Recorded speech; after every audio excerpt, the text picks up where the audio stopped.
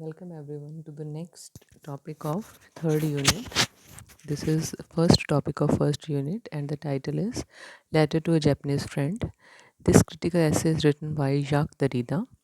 So Derrida is talking about deconstruction in this essay. So we will explain the what are the different meanings in defining deconstruction, how he has defined deconstruction. So last essay we had read was Roland Barthes' Death of the Author. From that very essay we have moved from structuralism to post structuralism.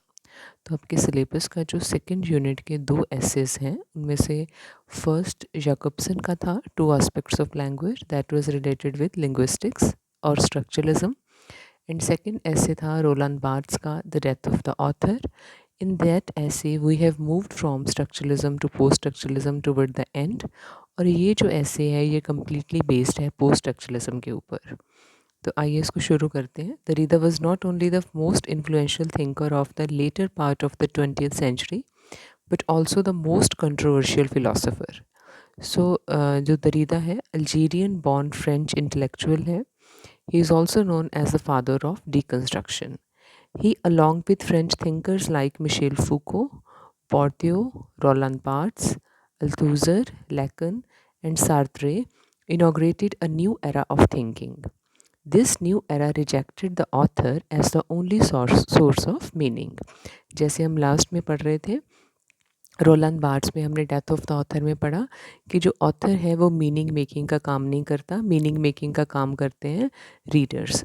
तो इसने भी reject किया इन सभी thinkers ने कि जो text का meaning है that is not determined by the author.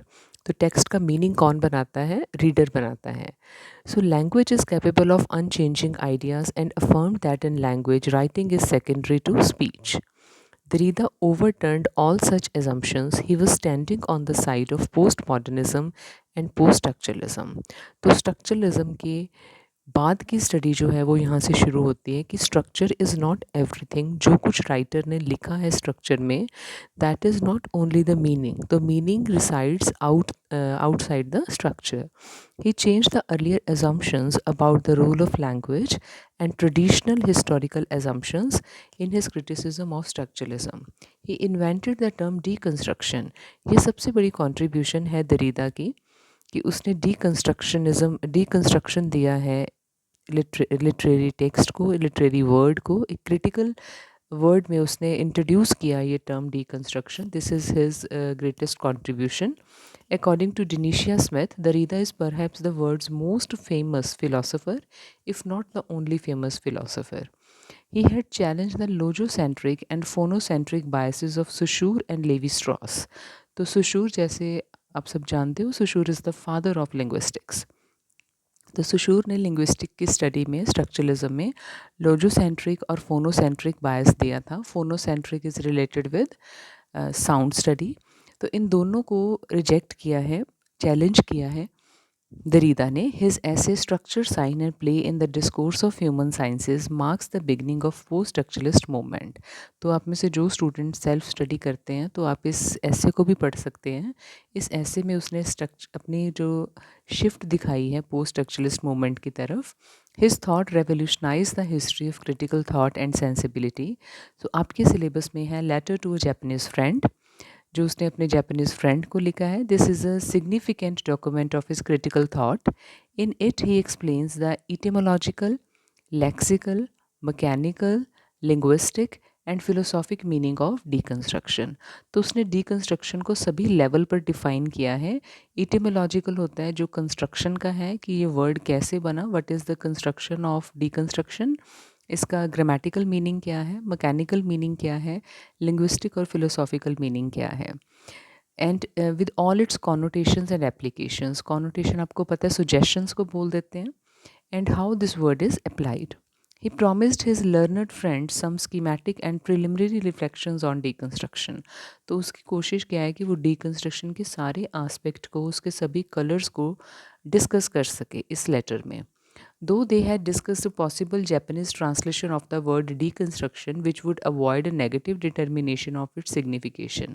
अब जैसे वो deconstruction word को डिस्कस कर रहा है तो सबसे पहली बात क्या है कि इसकी ट्रांसलेशन में कुछ नेगेटिव शेड्स आ रहे हैं जब उसके लिए जापानीज़, क्योंकि जब एक लैंग्वेज से दूसरी लैंग्वेज में इसको ट्रांसलेट किया जाएगा तो we need some equivalent, right, हमें कुछ इक्विवेलेंट की ज़रूरत होती है।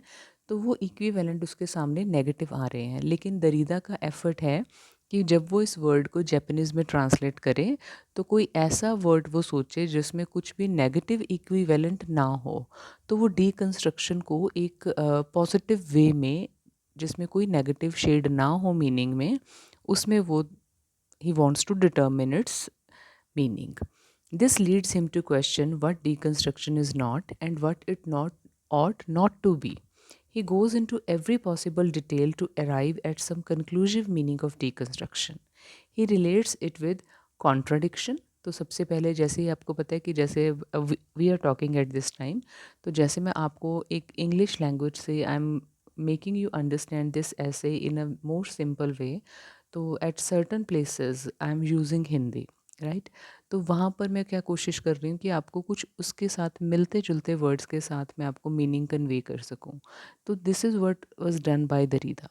तो दरीदा ने जब डीकंस्ट्रक्शन को जापानीज़ में ट्रांसलेट करना था तो he was looking for some similar words, लेकिन उन वर्ड्स में कुछ नेगेटिव मीनिंग ना हो। तो उसने इसको रिलेट किया कॉन्ट्रडिक्शन के साथ, अनडूइंग, डीकमिंग, डीसेडिमेंटिंग ऑफ स्ट्रक्चर्स। तो ये सारे वर्ड्स अगर आप देखो, इसमें सभी ये वर्ड्स कहीं ना कुछ नेगेटिव सेंस रखते हैं। कॉन्ट्रडिक्शन ऑपोजिट होता है, undoing is opposite of doing, decoming is opposite of coming, desedimenting is opposite of sedimenting. He also wants to avoid destroying or demolition at its meaning.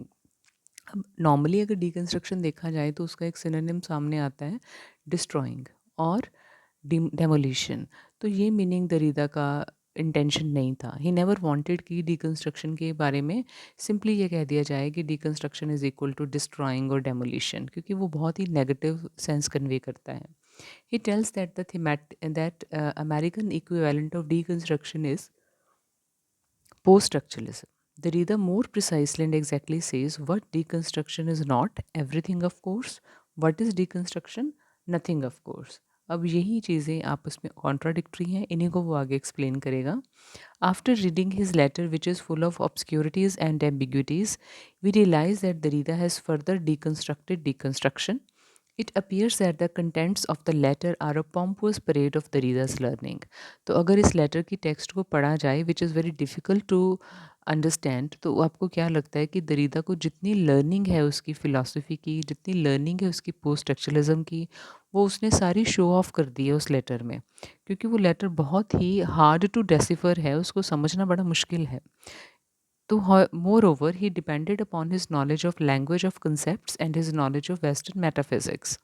He doesn't want that one should simply believe the French meaning of deconstruction, because in French there is already a problem between the usage and reserves of the word. ये क्यों है? क्योंकि जो इसके आगे prefix लगा है, construction के आगे हमने प्रीफिक्स लगा दिया डी ई, उस प्रीफिक्स के जितने भी वर्ड्स हैं वो मोस्टली नेगेटिव हैं। जैसे द प्रीफिक्स डी ई और आगे एक ब्लैंक छोड़ा हुआ है, वो रूट के लिए छोड़ा है। जैसे डीकंस्ट्रक्शन वर्ड में कंस्ट्रक्शन इज़ द रूट और डी ई जो है वो हमने प्रीफिक्स लगाया है। ऐसे ही वो कुछ और वर्ड्स आपको दिखा रहा है जिसमें के आगे प्रीफिक्स डी ई लगाने के बाद वो नेगेटिव हो जाते हैं, like decenter, demask, deface. The reader finds this analysis would form an interesting and fascinating study. तो फर्स्ट हमने यहाँ तक क्या देखा कि दरीदा एक डिकंस्ट्रक्शन वर्ड को जापानीज़ में ट्रांसलेट करके अपने फ्रेंड के साथ डिस्कस करना चाहता है, लेकिन उसका एफर्ट क्या है कि इसमें कुछ भी नेगेटिव शेड ना हो। जब वो डिकंस्ट्रक्शन की बात करे तो it should not sound negative. In his book of grammatology translated by Gayatri Chakravorty Spivak, Derrida has translated deconstruction into English. He never thought that the word would assume a role of such importance in critical discourse. He thought that he should uh, consider Heidegger's word destruction or above, which signified an operational blurring on structure. It closely studied the fundamental concepts of Western metaphysics. In French, the obvious meaning of deconstruction was annihilation and negative reduction. It was much closer to Nietzschean demolition. It was far removed from the interpretation given by Heidegger. The reader spontaneously finds that the word deconstruction was a good French. He finds the similar word in the book later. अब इस para में we are only talking about the possible meanings of deconstruction. तो Derrida ने दूसरे writers में, दूसरे philosophers में deconstruction के synonyms को फाइंड आउट करने की कोशिश की है, लेकिन mostly they are ending in some negative impression. So next वो इलेबोरेट करता है कि डीकंस्ट्रक्शन किस तरह से हम इसको अप्लाई करते हैं. He elaborates with some examples from the book. First क्या है, where deconstruction meant to disassemble the parts of the whole. Second is grammatically to deconstruct verse, rendering it by suppression of meter and making it prose. Third is to deconstruct itself so that the construction is lost. Modern scholarship has shown us that in a region of the timeless East, language reaching its own state of perfection is deconstructed. अब यहाँ पर वो बता रहा है कि deconstruction की application क्या है. उस एप्लीकेशन के लिए फर्स्ट पॉइंट क्या है कि डीकंस्ट्रक्शन का मतलब है किसी whole means complete. First point देखिए कि किसी कंप्लीट पार्ट को हमने डिसअसेंबल कर दिया. कि आपके पास एक बुक है, first you will divide that book into certain parts. Second, grammatically जैसे वर्स को पढ़ा जाता है, हम पोइट्री को पढ़ने के लिए आपने देखा होगा हम उसकी पैराफ्रेज भी करते हैं पोइट्री को समझने के लिए, फिर वो हमें पोइटिक जो लाइंस हैं वो समझ आती हैं. थर्ड है कि डीकंस्ट्रक्शन को इतना ज़्यादा यूज़ करना कि कंस्ट्रक्शन ही ख़त्म हो जाए समटाइम्स, कि जो beauty of the text is lost in deconstruction. So ये लैंग्वेज के ऊपर जो इफ़ेक्ट होता है डीकंस्ट्रक्शन का, उसकी बात हो रही है. तो इसके स्टेप्स क्या हैं कि सबसे पहले आप एक पूरे कंप्लीट कंसेप्ट को, कंप्लीट बुक को एज सच नहीं पढ़ सकते, आपको उसको पार्ट्स में डिवाइड करना होगा. फिर उन पार्ट्स में जहाँ पर पोइट्री है, जहाँ पर वो डिफ़िकल्ट आपको डिफ़िकल्टी दिखा रही है, उसको आप प्रोज में चेंज कर दोगे. Then you will understand the concept and you will understand the poetry as well. So, disassembling or dearranging the arrangement of the text is the first step. As soon as the reader disassembles the given text, he becomes aware of the structure of binaries in the text, where one element is central and the other is marginal. इसको समझने के लिए आप किसी आप कोई example ले लीजिए किसी भी नॉवल का. सपोज़ आप कोई नॉवल पढ़ना शुरू करते हैं, आपको मीनिंग समझने में अगर दिक्कत हो रही है, आप उसके किसी एक पार्ट को, जो आपको एक पार्ट समझ आ गया, आप किसी भी नॉवल का एग्जाम्पल यहाँ पर ऐड कर सकते हो. तो आप उस नॉवल, उस पार्ट के ऊपर कॉन्सेंट्रेट करेंगे. जैसे ही आप उसको डिवाइड करके पढ़ना शुरू करते हैं, एक पार्ट के ऊपर स्टडी करेंगे, यू विल फाइंड कि उस नॉवल में ओपोजिट्स हैं. ओपोजिट्स का मतलब कि कोई एक कंसेप्ट है जिसको सेंटर में रखा है राइटर ने, और बाकी सारे जो कंसेप्ट हैं वो मार्जिनल हैं. इसे कहते हैं binaries. Binaries is a set of opposite जिसमें एक कंसेप्ट जो है वो सेंटर में है, दूसरा मार्जिन में है. इन डीकंस्ट्रक्टिव रीडिंग द रीडर में क्रिएट हिज न्यू सेंटर. अब रीडर क्या करेगा डीकंस्ट्रक्शन को फॉलो करते हुए, वो अपना एक नया सेंटर क्रिएट कर लेगा. जैसे अगर आपको मैं एग्जाम्पल के लिए एक बहुत ही फेमस नॉवल की एग्जाम्पल लूँ, जेन एयर, या आप हार्ड टाइम्स की बात कर लीजिए क्योंकि लास्ट टाइम आपके सिलेबस में था. तो जब आप हार्ड टाइम्स पढ़ना शुरू करते हो तो there are a number of characters, तो यू माइट बी कन्फ्यूज्ड कि what is the centre of the writer. तो जैसे ही आप नॉवल पढ़ना शुरू करोगे, यू विल फाइंड कि the novelist is more concerned about the values of the society. तब हमें समझ आता है कि this is a social type of novel. जो राइटर का इंटरेस्ट है वो करेक्टर्स में नहीं है, वो आइडियाज़ में है. सोशल नॉवल है तो वहाँ पर सोसाइटी के जो वैल्यूज़ हैं उनको सेंटर में रखा गया है, और करेक्टर्स जो हैं वो मार्जिनलाइज हैं. राइट. तो characters are only serving the ideas. तो यहाँ पर रीडर अपना एक नया सेंटर चूज़ कर सकता है. सपोज़ मैं अपनी बात करूँ, एज अ रीडर मुझे फ़ीमेल कैरेक्टर्स में इंटरेस्ट हो सकता है, तो मैं अपनी स्टडी में सेंटर बना लूँगी, सोशल आइडियाज़ को छोड़ दूँगी, नया सेंटर मैं बनाऊँगी जो फ़ीमेल की वहाँ पर हालत दिखाई गई है हार्ड टाइम्स में.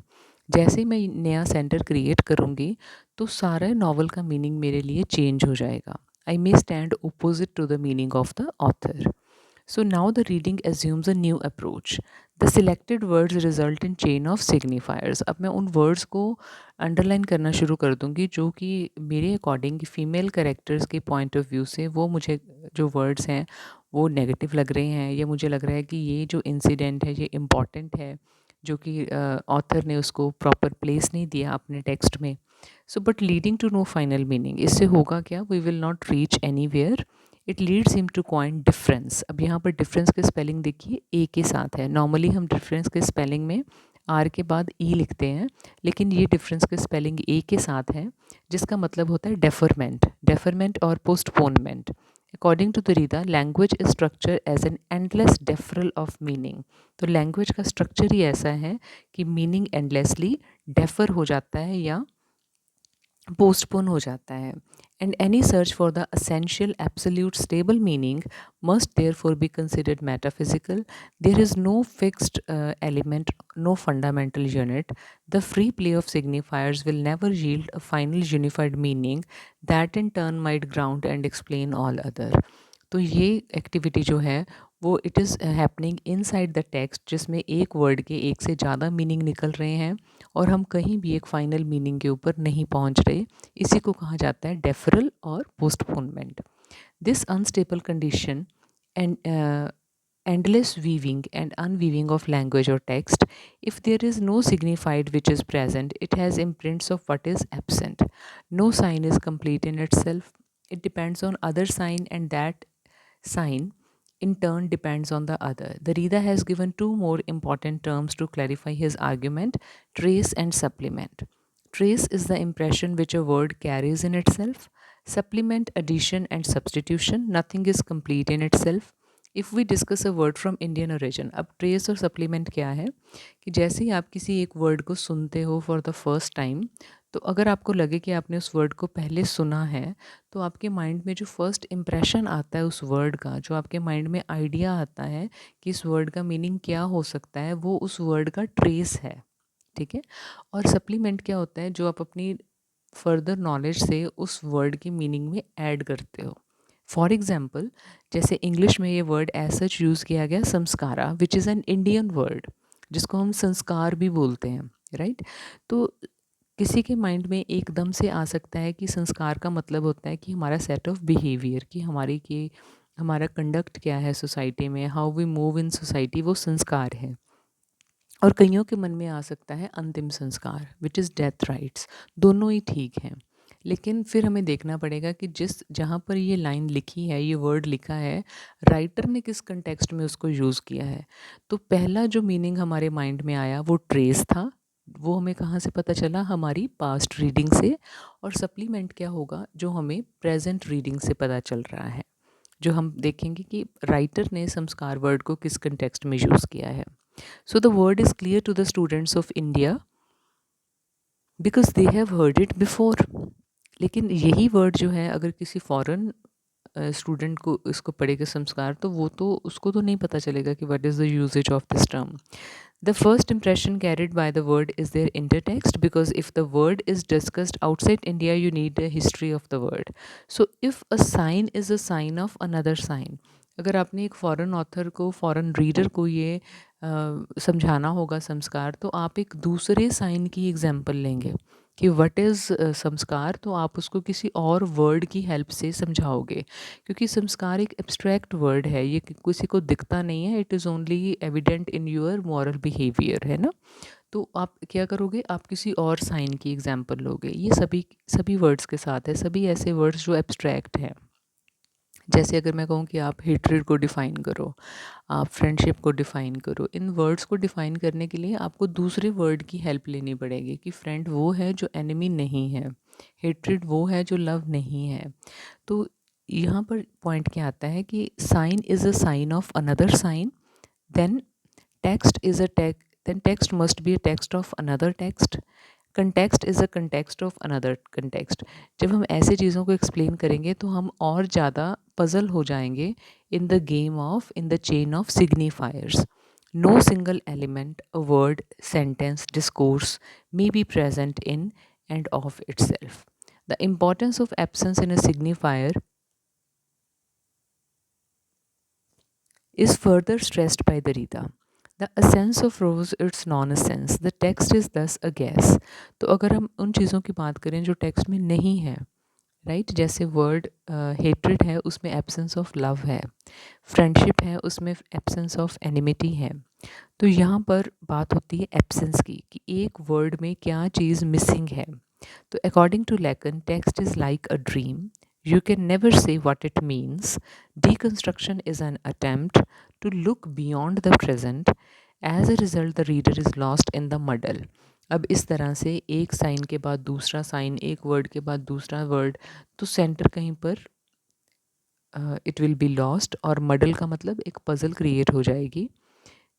कैसे क्रिएट होगी? By free play of words. इतने ज़्यादा वर्ड्स आ जाएंगे कि meaning will be lost. Though the impression is that of confusion, yet the reader places writing in superior to speech. A speech cannot last long. Writing is a transcription of speech. It keeps the ideas contained for a long time. इतनी confusion के बाद भी Derrida का कहना है कि जो writing है वो एक बाइंडिंग स्ट्रक्चर होता है जो आइडियाज़ को ज़्यादा देर तक कंटेन करके रखता है। It keeps the ideas contained for a long time. Derrida criticises Rousseau because he has said writing is a dangerous supplement. तो यहाँ पर उसकी फ़िलासफ़ी रूसो के ऑपोजिट है, क्योंकि रूसो ने राइटिंग को डेंजरस सप्लीमेंट माना था। So Derrida questions Rousseau's ability to express his ideas. तो दरीदा ने बहुत अच्छा क्वेश्चन यहाँ पर रूसो से पूछा है। No doubt Rousseau is not there to answer his question, लेकिन वो रूसो के पॉइंट को किस तरह से लेट डाउन करता है। तो दरीदा का कहना है कि अगर रूसो को लगता है कि राइटिंग डेंजरस सप्लीमेंट है, तो how is Rousseau reaching to the readers? क्योंकि रूसो की फ़िलासफ़ी भी किसी न किसी स्ट्रक्चर में लिखी गई है, उसको रीडर्स पढ़ रहे हैं और उसके ऊपर रिएक्ट कर रहे हैं। अगर उसके अपने आइडियाज़ किसी राइटिंग में ना आते, तो आने वाली जनरेशन्स को रूसो के बारे में कुछ भी पता ना चलता। तो राइटिंग को डेंजर सप्लीमेंट नहीं कहा जा सकता, क्योंकि राइटिंग जो है वो रिजर्वॉयर होती है, रिज़र्व करके रखती है, कंटेन करके रखती है आइडियाज़ को for a long time. His ideas are expressed in writing. If writing had not been there, Rousseau's voice might have lost its origin. Voice becomes a metaphor of truth and authenticity. Derrida has put signified under eraser. Signified का मतलब meaning, तो उसने meaning को ही under eraser रख दिया कि post structuralism में meaning is nowhere. तो हम टेक्स्ट पढ़ के कर क्या रहे हैं? हम इंटरप्रेट कर रहे हैं। इंटरप्रिटेशन जो है वो एक पर्सन की दूसरे पर्सन से डिफरेंट होती है। जैसे आप किसी बुक को आज पढ़ो एज अ स्टूडेंट, तो आपको उसके कुछ पार्ट्स ऑफ मीनिंग क्लियर होंगे। उसी बुक को आप 5 साल बाद पढ़ना शुरू करो, तो आप उसको उसके नए मीनिंग दिखाई देंगे। तो ये है इंटरप्रिटेशन जो है, it changes with time, it changes with your experience, it changes with your exposure. जैसे आप डिफरेंट बुक्स को पढ़ते जाएंगे, आपका रीडिंग में एक्सपोजर बढ़ता जाएगा, तो आपकी इंटरप्रिटेशन भी वास्ट हो जाएगी। So he refused to give a precise definition of deconstruction. तो towards the end of the letter, Derrida got so confused कि उसने एक क्लियर डेफिनेशन देने से मना कर दिया। The application of deconstruction has liberated the text of meaning ridden theories. तो डीकंस्ट्रक्शन लगाने से होता क्या है कि जो टेक्स्ट है वो मीनिंग रिडन नहीं रह जाता। टेक्स्ट जो है it is free from meaning. तो text is full of interpretation. एक रीडर ने पढ़ा एक टेक्स्ट को, वो उसका एक इंटरप्रिटेशन देगा, दूसरा रीडर दूसरा देगा। तो वो सारा क्या हो जाएगा? वो सारी चीज़ें बन जाएंगी उसके सेडिमेंट, वो उसके पार्ट्स बन जाएंगे जो उसके सिग्निफाइड में, उसके मीनिंग में कहीं ना कहीं इन्वॉल्व हो जाएंगे। Right. So this was about your text a letter to Japanese friend.